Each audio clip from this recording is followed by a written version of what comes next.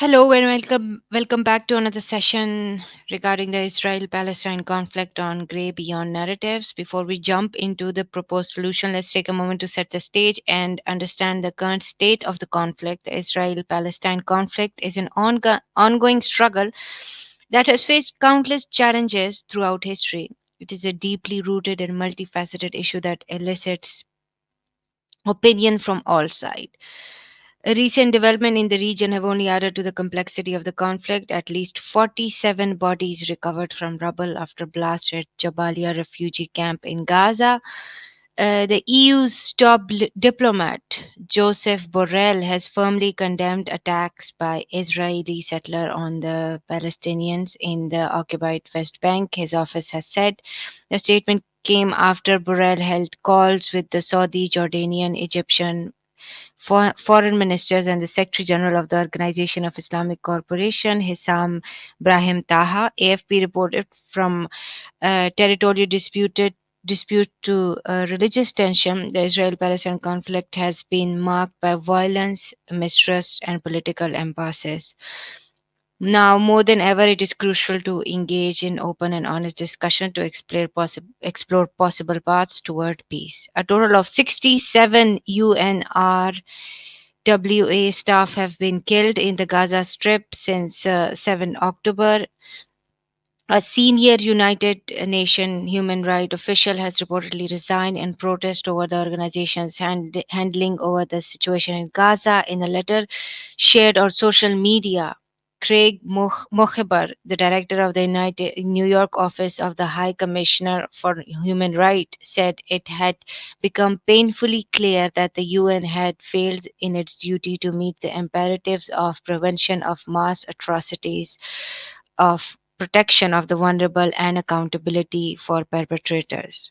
He writes, the current wholesale slaughter of the Palestinian people, rooted in an ethno nationalist settler colonial ideology, in continuation of decades of their systematic persecution and purging, based entirely upon their status as Arabs, leaves no room for doubt or debates across the land.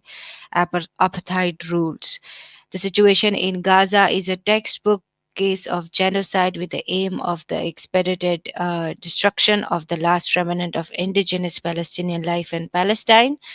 What's more, the government of the United States, the United Kingdom, and much of Europe are wholly complicit in the horrific assault in the Okay, now we're going to. This is the update up till now, and then now we can move on to the questions we asked in the last session, which were we discussed two of the question: who is at most disadvantage in this Israel and Palestine conflict, and also what impact does this ground incursion have on civilian and regional stability.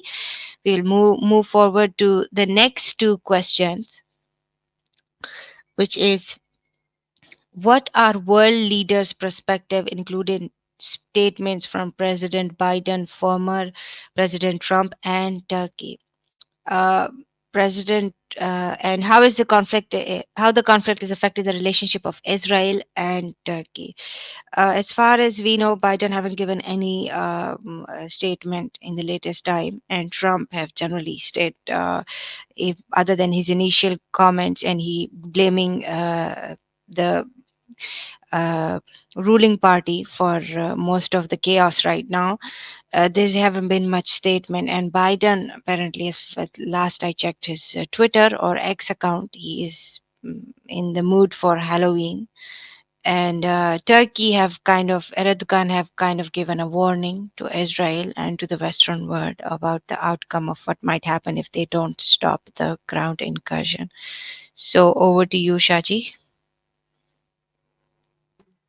I think I Shaji guess is having Shaji's not some. with Yeah, us right yeah, now. For Kanbai, please. yeah.